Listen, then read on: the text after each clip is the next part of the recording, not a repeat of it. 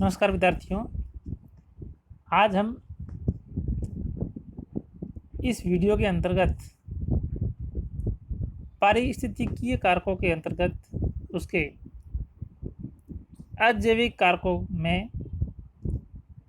वायुमंडल के बारे में अध्ययन करेंगे। इससे पूर्व के वीडियो में हम पारिस्थितिकीय अजैविक कारकों के अंतर्गत जलवायुवीय कारकों के बारे में अध्ययन कर चुके हैं।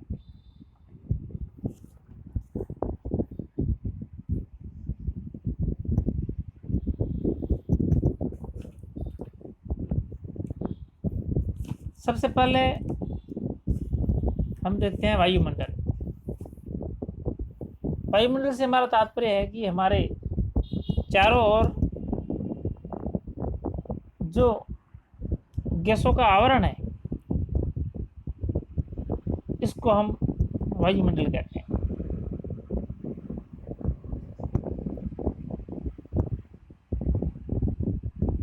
वायुमंडल में कई सारी गैसें मौजूद रहती है और ये सारी गैसें मिलकर के वायुमंडल के संगठन का कार्य करती है। वायु की उपस्थिति इस पृथ्वी पर सभी जीवधारियों के लिए अति महत्वपूर्ण आवश्यकता है, क्योंकि हम सभी जानते हैं कि श्वसन के लिए आवश्यक ऑक्सीजन और प्रकाश संश्लेषण के लिए आवश्यक CO2 इसी वायुमंडल में विद्यमान होती है। वायुमंडल में कई सारी वायुमंडलीय परतें पाई जाती है, जिसके बारे में हम सभी छोटी क्लासों में पढ़ते रहते हैं। वायुमंडल की परतों में मुख्य रूप से नाइट्रोजन और ऑक्सीजन का मिश्रण पाया जाता है। तो अन्य जो गैसें होती है वो है जो कम मात्रा में पाई जाती है। तो वायुमंडल में उपस्थित जो प्रमुख गैसें हैं, उन गैसों की हम बात करें प्रतिशत मात्रा के रूप में, तो नाइट्रोजन सबसे अधिक प्रतिशत आयतन के रूप में होती है, जो लगभग 78% के करीब होती है। ऑक्सीजन, जिसे हम प्राणवायु कहते हैं, वह लगभग 21% के करीब होती है। इसके अलावा अन्य मुख्य गैसों में आर्गन और कार्बन डाइऑक्साइड गैस महत्वपूर्ण गैस है।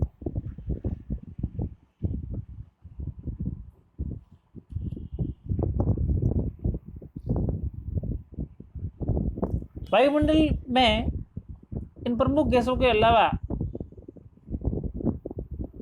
जो अन्य गैसें हैं जो अल्प मात्रा में पाई जाती है, उसकी अगर हम बात करें तो उसके अंतर्गत neon, helium, krypton, xenon, hydrogen, methane, nitrous oxide, ozone इत्यादि गैसें होती है। इसके अलावा अगर हम बात करें वायुमंडल में इन गैसों के अलावा वायुमंडल में जल वाष्प भी पाई जाती है। और वहीं अगर हम औद्योगिक महानगरों के आसपास की वायु के बारे में अगर सोचते हैं तो वहाँ पर हमें कई सारे प्रदूषणकारी गैसें जैसे sulphur dioxide, carbon monoxide, ammonia, nitrous oxide, hydrogen sulphide, methane आदि है जो देखने को अर्थात सुनने में आता है। इन गैसों के अतिरिक्त वायु में हमें सस्पेंडेड पार्टिकल्स जैसे धूल, कवक, को बीजाणु, परागकण और इसके अलावा जीवाणु, वायरस इत्यादि सभी है जो इस वायुमंडल के अंदर गैसों में के साथ में सस्पेंडेड स्टेज में अर्थात निलंबित अवस्था में पाए जाते हैं।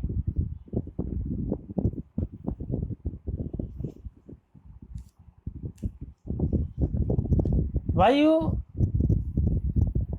मंडल की अगर हम मोटे तौर पर संरचना की बात करें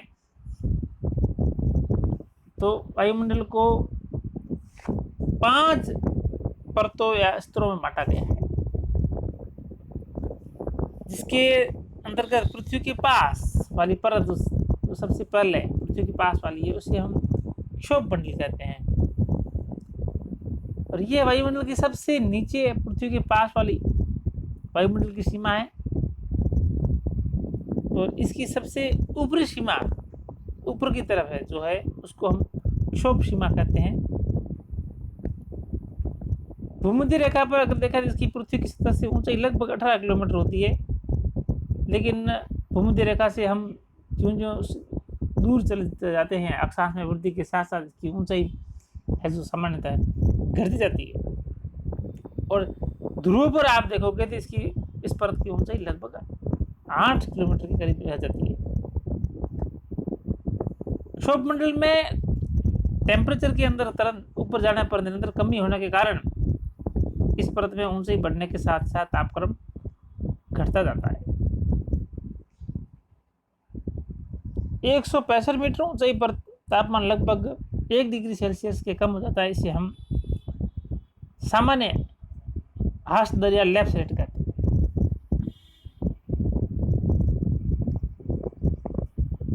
इसके अंतर्गत यानी इस परत के अंतर्गत कई महत्वपूर्ण घटनाएं घटित होती है, जिसके अंतर्गत हमें महत्वपूर्ण घटनाओं में दिखती है मौसमी घटनाएं, जैसे बादलों का बनना, बिजली का चमकना, आंधी तूफान का उठना इत्यादि समस्त प्रकार की जो प्राकृतिक घटनाएं होती है ये सब भी है जो मैं इसी परिमंडल में देखने को मिलती है, इसी क्षोभ मंडल में देखने को मिलती है। नेक्स्ट क्षोभ मंडल के ऊपर की तरफ आप देखोगे वो परत है स्थिर मंडल। वायुमंडल की यह परत हम सब जानते हैं कि क्षोभ मंडल के बाद आती है, और इसकी जो क्षेत्र सीमा है लगभग 30 किलोमीटर तक होती है।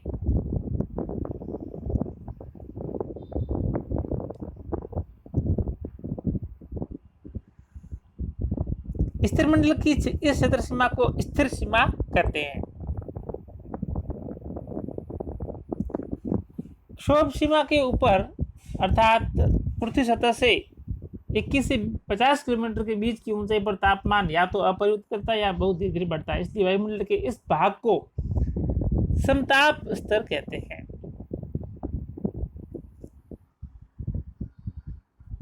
ओजोन मंडल पृथ्वी की सतह से 15 से 35 किलोमीटर की ऊंचाई तक होता है, लेकिन ओजोन की सर्वाधिक जो सांद्रता है वो पृथ्वी की 22 किलोमीटर ऊंचाई के आसपास होती है।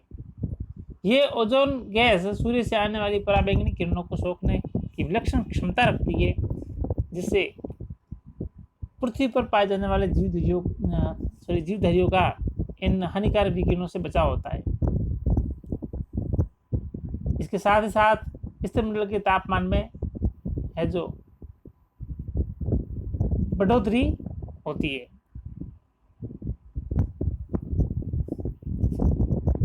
इस परत के ऊपर अर्थात स्थिर मंडल के ऊपर वाले वायुमंडलीय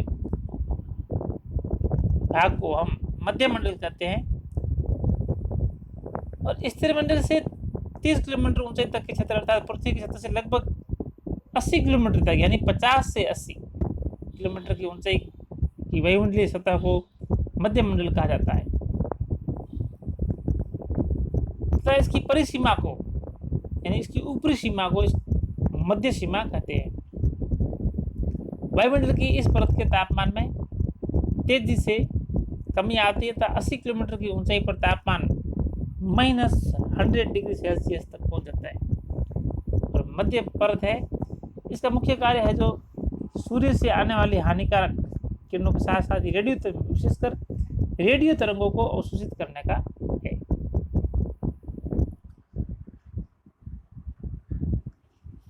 तो इस प्रकार से हमने देखा है अभी तक क्षोभ मंडल, जिसके अंदर विभिन्न प्रकार की प्राकृतिक घटनाएं घटित होती है, स्थिर मंडल, ठीक है ना। तो इस प्रकार की परत के अंदर बहुत कम ही है जो चेंज देखने को मिलते हैं, तो इसलिए ये वायुयान इत्यादि उड़ने के लिए जो उपयुक्त मंडल होता है। मध्य मंडल जो कि रेडियो तरंगों के अवशोषित करने से संबंधित है। नेक्स्ट है हमारा आयन मंडल। मध्य मंडल से ऊपर उपस्थित वायुमंडल की परत को हम आयन मंडल कहते हैं और ये पृथ्वी की सतह से लगभग 80 किलोमीटर की ऊंचाई पर स्थित होती है।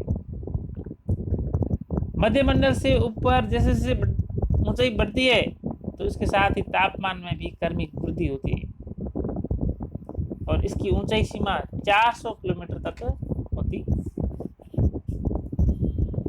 नेक्स्ट हम देखें तो वो है अंतिम जो इसका वायुमंडलीय परत है, वो है बहिर्मंडल।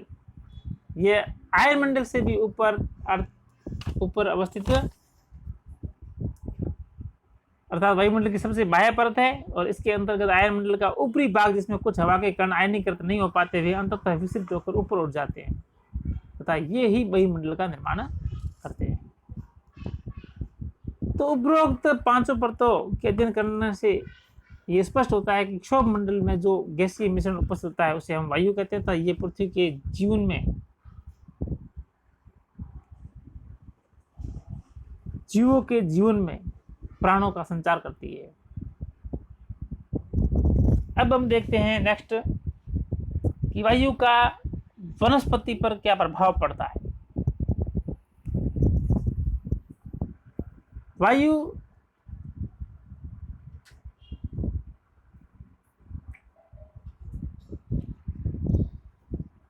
दाब में भिन्नता के कारण ही वायु गतिशील होती है।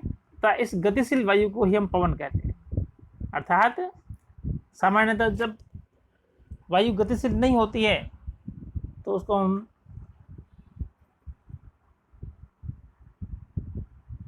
वायु कहते हैं और जब ये वायु गतिशील हो जाती है तो इसे हम पवन कहते हैं। वायु दाब की विविधता पर ही पवन की गति निर्भर करती है और वायु दाब की विविधता का कारण वो भिन्न भिन्न भौगोलिक क्षेत्रों में पाए जाने वाले तापमान, अक्षांश, देशांतर इत्यादि में पाए जाने विभिन्नता के कारण होता है।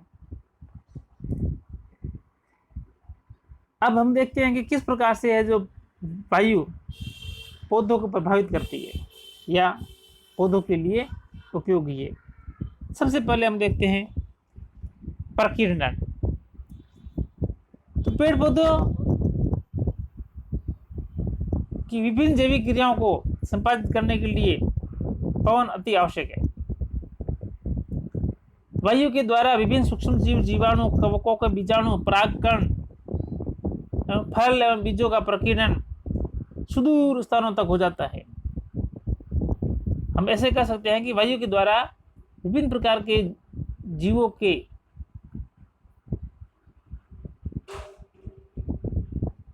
जो जनन इकाई होती है उन इकाइयों का अन्य क्षेत्रों में जो विस्तार है जो वायु के द्वारा होता है। इस प्रकार से है जो वायु पर इन जीवों के जनन इकाई या जो बीजाणु वगैरह है इनका अन्य स्थानों में प्रवेश करवाने में हेल्प करती है।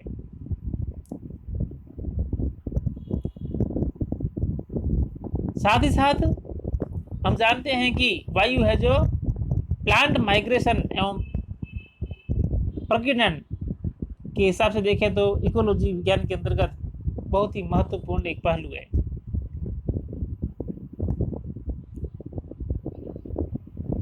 वायु के द्वारा विभिन्न प्रकार के पौधों के अंतर्गत उनके बीज इत्यादि का सुदूर स्थानों में स्थानांतरण होने से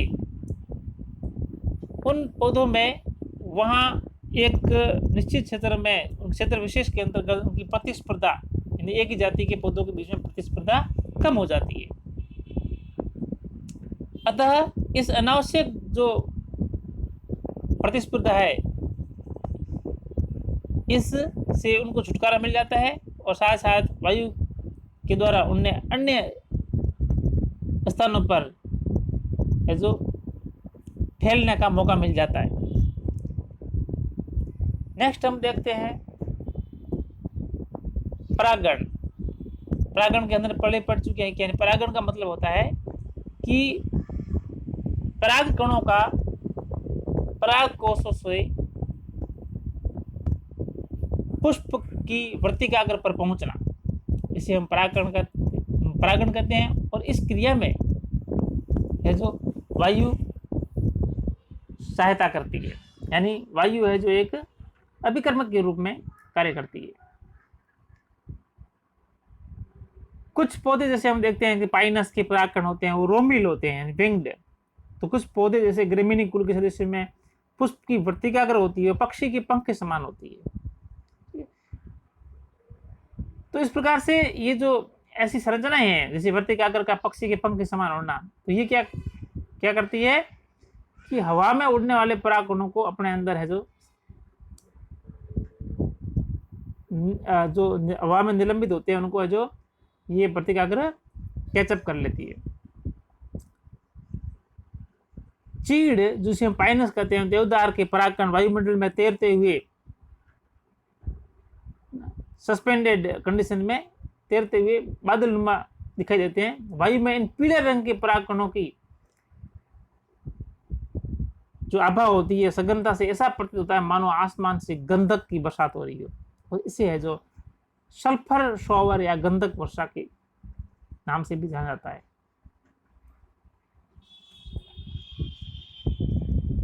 क्षति यानी डैमेज, ब्रेकेज।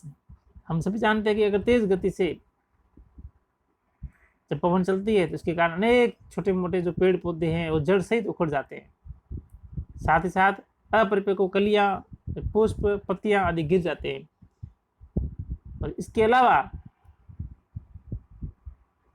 कई बार है जो अत्यधिक तेज हवाओं के कारण वृक्षों की शाखाएं टूट जाती है। तूफानी हवाओं के कारण बड़े और घने जंगल होते हैं उनको अधिक नुकसान पहुंचता है,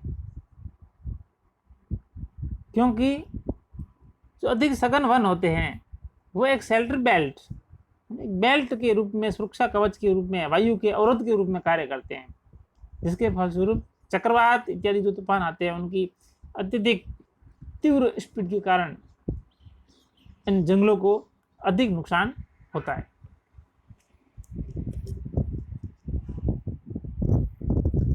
नेक्स्ट है डेसिकेशन यानी शुष्कन।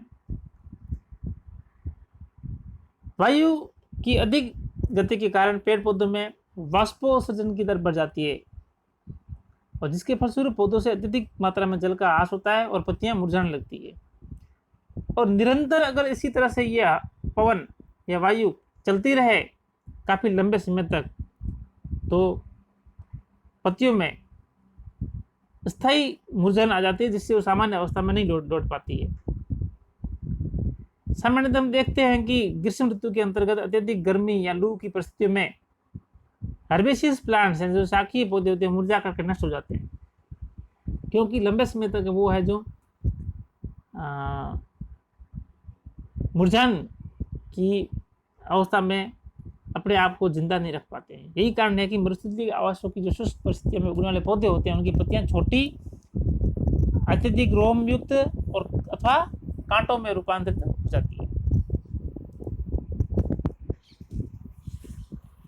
यांत्रिक ऊतकों का निर्माण वायु के वेग से न केवल पौधों की बाह्य आकार की प्रभावित होती है, अपितु इनका प्रभाव इनकी आंतरिक संरचना पर भी पड़ता है। पवन के वेग से प्रभावित होने के कारण यह पवन निरंतर जब पौधों को स्ट्रेस करती है तो इसके फलस्वरूप इनके तने में यांत्रिक ऊतकों का विकास अधिक मात्रा में होने लग जाता है, तथा ये तना है जो अपने अंदर अधिक मात्रा में यांत्रिक ऊतकों का निर्माण करता है। तने के चारों ओर बराबर मात्रा में यांत्रिक ऊतक विकसित न होकर के पवन के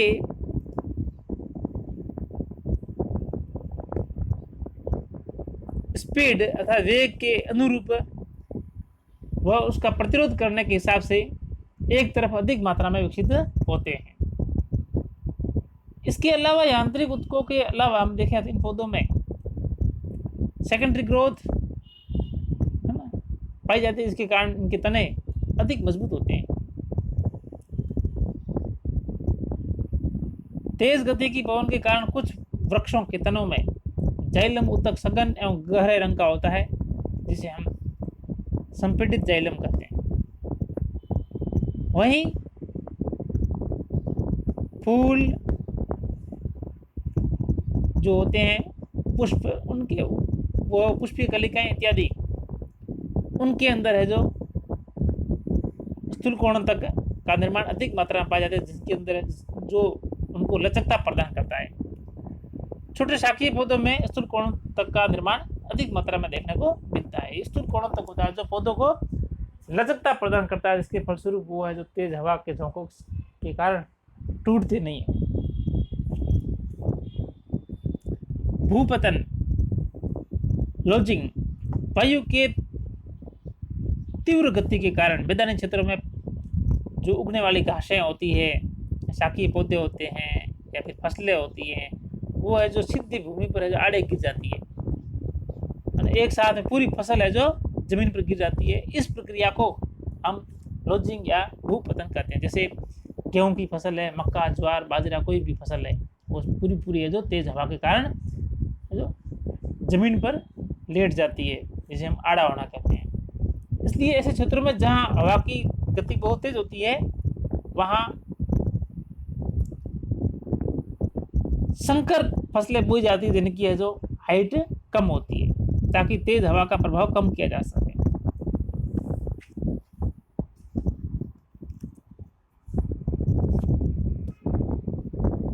विकृति,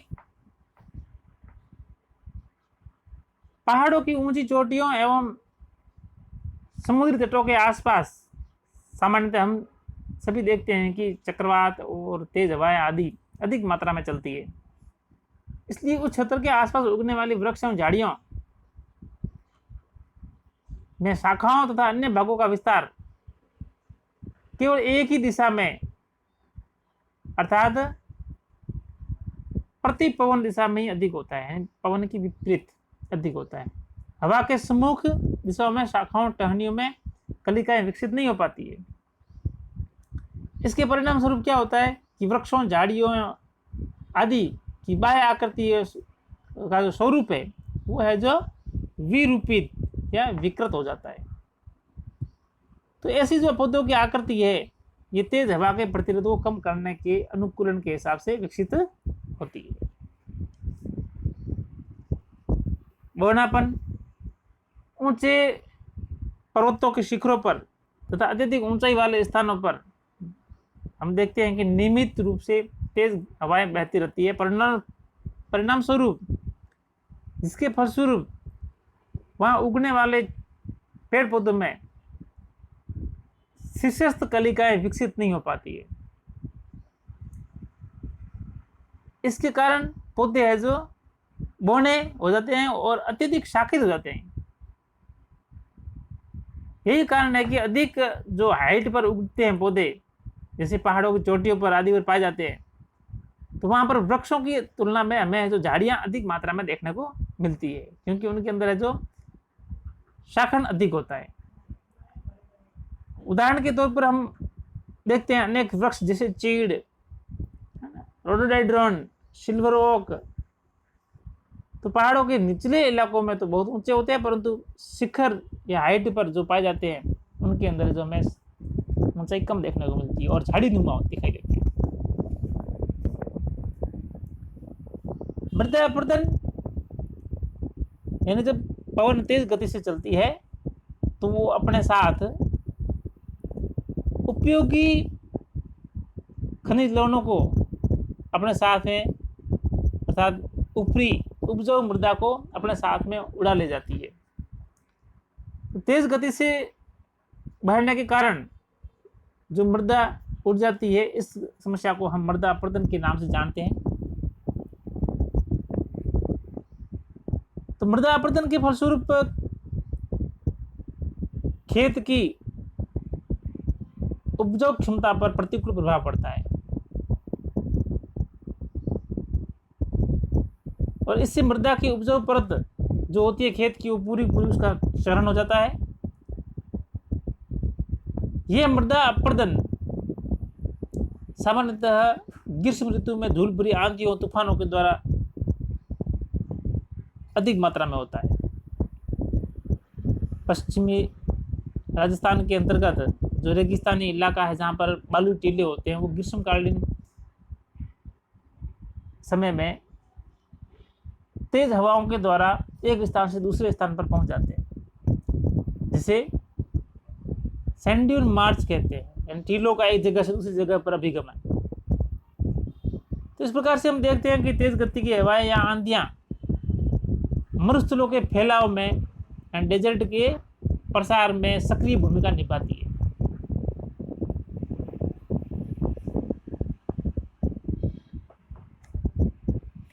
तो इस प्रकार से हमने वायु के द्वारा वनस्पति पर पड़ने वाले प्रभावों को विभिन्न शीर्षक के अंतर्गत अध्ययन किया। अब हम नेक्स्ट वीडियो के अंतर्गत हम है जो इसी कड़ी में अजैविक कारकों के अंतर्गत जल, जो कि एक महत्वपूर्ण पर्यावरणीय कारक है, उसके बारे में अध्ययन करेंगे।